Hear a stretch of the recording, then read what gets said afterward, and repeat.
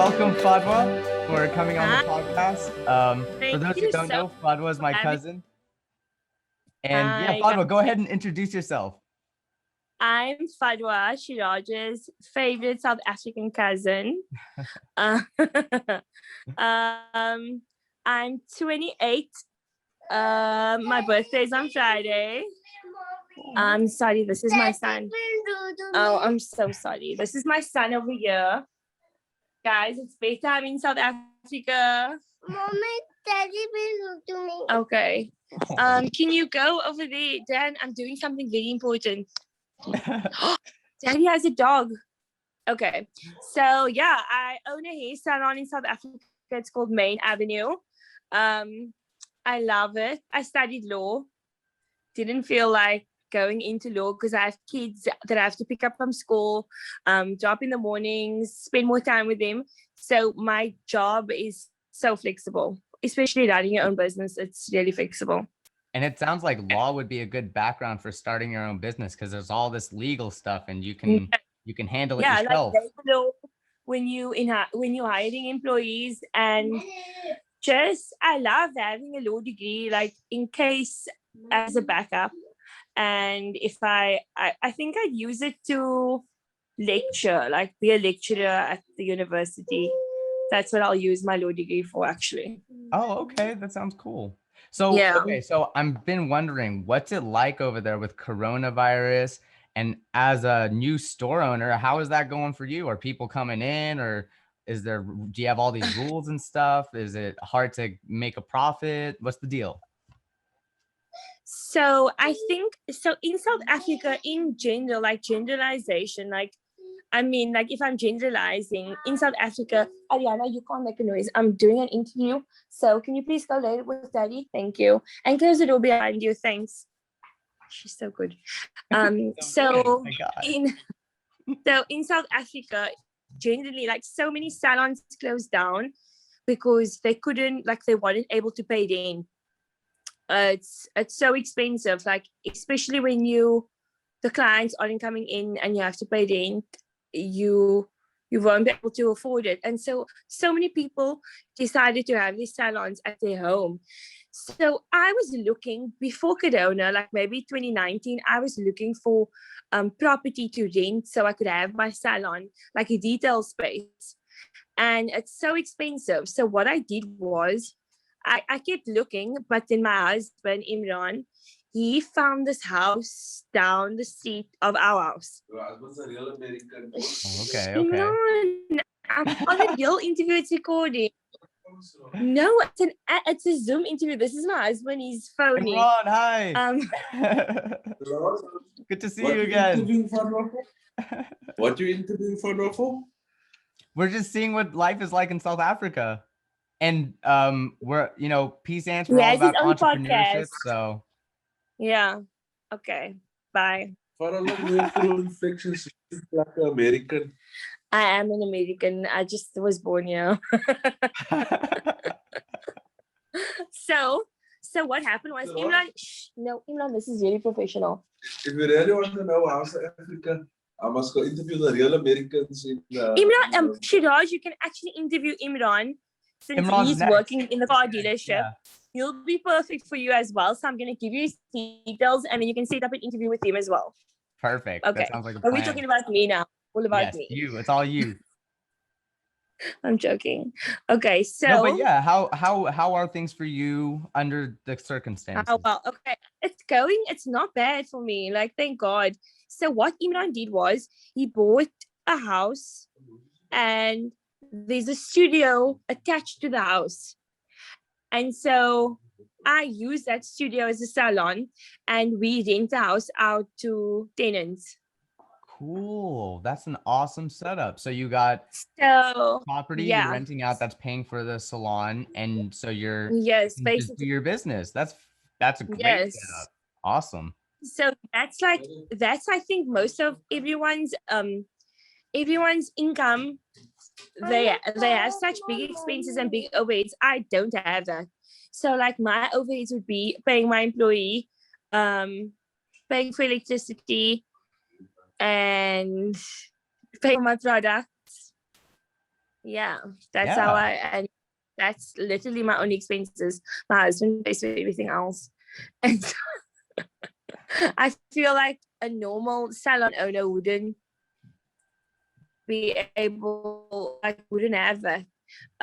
But then another thing is I opened my salon in the midst of Corona. I Yes. opened it up in June 2020, Mm-hmm. which so I would never know how it would have been pre-Corona. Like I wouldn't have known how the business would have been. But with this business, I'm not a regular salon. So I only do treatments. I only do keratins.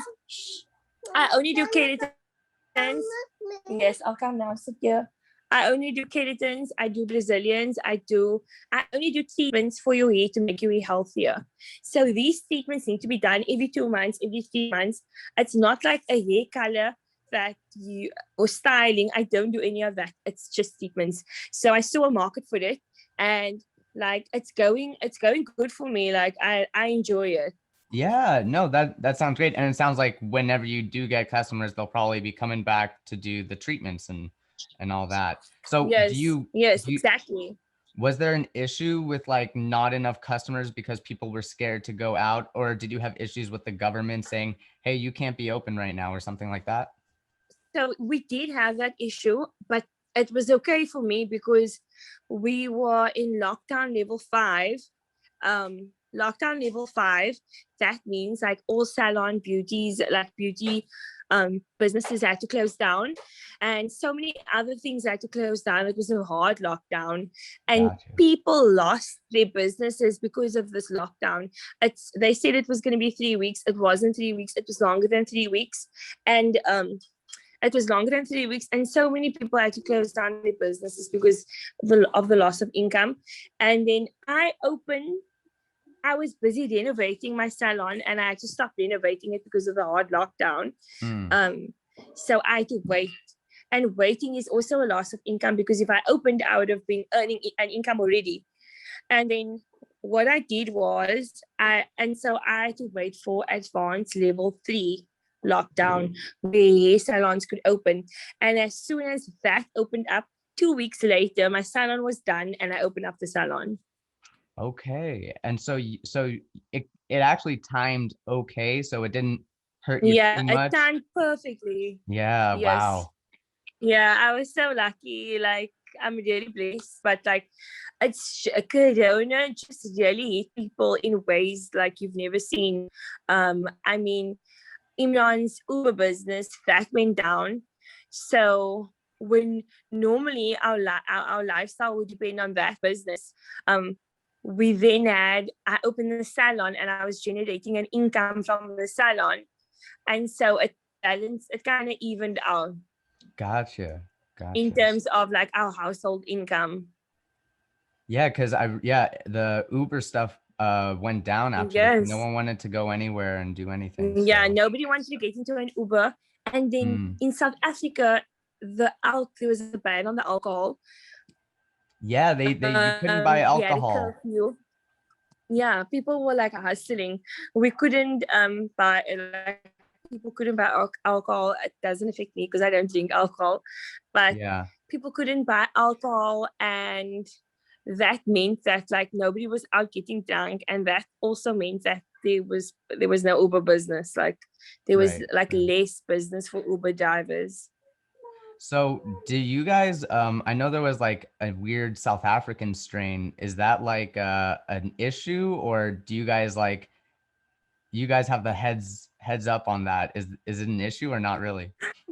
That's like I don't think it's an issue. I think South Africans in general get so annoyed about this new strain, the new South African strain, when it's probably been in other countries before. It's just that South Africa discovered it first. And so South Africans are annoyed because it's like, hello, like Corona's everywhere. We were just the first ones to discover it. Like, why are you calling it the South African strain? So I think that is a bit annoying. So Gotcha. I think South Africans in general are so defensive, but it's just like it's everywhere. Like the virus is everywhere, and I think that now countries are getting like defensive, like, oh, you can't come into my country, oh, you don't have a vaccine, like you stay at home. So it becomes political at the end of the day. Yeah, I've noticed that too here. It gets politicized Yes, all the easily. time. But so I was wondering, as a mother of two, how do you manage your time between building a business and being a mother? How do you do that? I have a nanny. That will help. That will make a big difference. Yeah.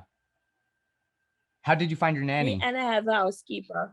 So I have like so much support. I have a lot of support.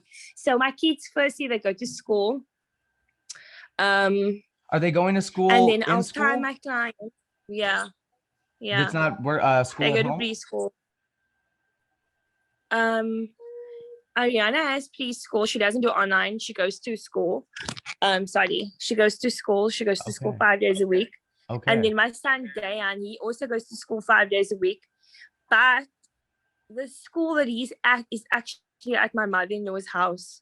It's she's a host parent for, well, my sister-in-law and I are host parents, and it's at my mother-in-law's house. And there's only 6 kids there. It's called Play Sense. It's so cute. It's just for a year. And so I feel really safe because it's in our space. Totally. Yeah. Okay. That's good. Yeah. It's, and the then school Ariana's definitely helps. Yeah, no, definitely. Ariana's school is they very how can I say, they have everything set in place, like with sanitizing, social distancing, wearing a mask. So they are really good at that. And then I think also like last year, it was only the second half of the year, I think, where they had to go to school every day. And so I think with running the business, I could schedule my clients when I needed to. So after I drop them from school, I'll schedule a client. And then after I pick them up from school, I'll schedule clients. Cool. So it's all around their timing and my timing. Gotcha. Yeah. Well, that's really good. You have a lot of support over there. It's good to hear. No, it's so nice. It really helps. Like I don't know how people deal with like being a full-time mom, or not a full-time mom, working mom, coming home, cooking, cleaning, bathing the kids, feeding the kids. It's just, I'm so grateful that I don't know how women do it actually. So, like, really. I don't want to take up too much of your time. I wanted to make this a quick one, but I was wondering how you felt about the leadership of the country. Like, what do you think of the leaders over there? Ugh, they suck. Oh. They are the worst leaders ever. I don't know. Am I gonna get like? I personally don't think they're doing such a great job. It's just. Sorry. Oh, it's like you're not gonna get in trouble. No one really watches this. Oh, I don't care. I don't think it's my personal opinion that they suck. But they are horrible. I think President Ramaphosa, he handled South Africa really well by putting us into a lockdown early enough and then bringing down the virus. Like I think he was a good leader in that sense, but then the corruption is horrible. So like we get money from all these countries and we borrow all these billions, and it just goes, it goes nowhere. Like you don't see what's being done. Like it's just corruption after corruption. And I think that's what will make the country go down. Sorry. And is the wastage of they waste the money. Yeah. Okay. And also like handling the unemployment in South Africa, it's really bad. And after coronavirus appeared, it obviously got worse. Yeah. I remember my Noor, he was complaining that South Africa was not doing good economically. And so the whole coronavirus is stressing that out. Yeah, that is like very stressful. Especially like people getting retrenched from their jobs, not like people that had like solid work. big companies, they closed down because of Corona. Man. Well, it's good that people like you are getting in the game and starting something awesome. So Yeah, no, I'm so lucky. Thanks. Yes, Stan. Am I gonna come in with? Yes, I will. So This are is there my any son. leaders Can you that say you hi back? like in particular? No. Like over here, I've been really into Andrew Yang. Is there any like sort of like political person that you may be into for whatever reason?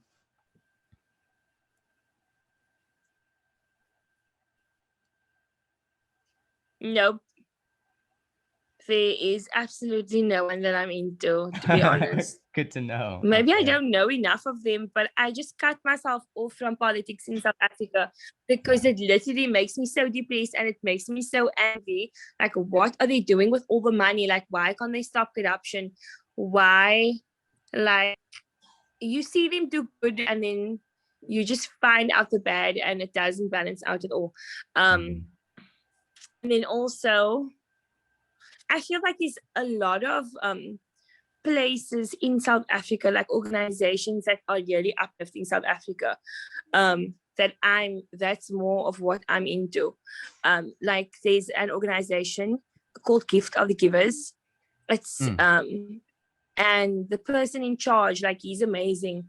So he's really helped South Africa with the coronavirus and like helping the poor, handing out food parcels to the poor, delivering beds to hospitals, PPE to hospitals. Like this organization, they have been really great. So I'm more into people doing like actually seeing them do good with the money that they've been given, whereas the government, like you don't see them doing anything. Like it's just going to themselves. Right. Yeah. You see results here and there, but it doesn't add up. It's just like you get 560 something million billion and you see them doing like just a fraction of that. And it's like, where's the rest of the money going to? It's horrible. Yeah. All right. Well, thanks for the South African update. It's good to hear from you. You're welcome. And Thank you. yeah, do you want to add anything to the podcast? Like anything you want to say to people listening? Social distance. Wear your mask. Sanitize. Be considerate. Yeah. Like don't hug and kiss your grandparents. Yeah. All right, sounds good. Thanks for the wise words. Thank you so much. Thank you for having me. You bet.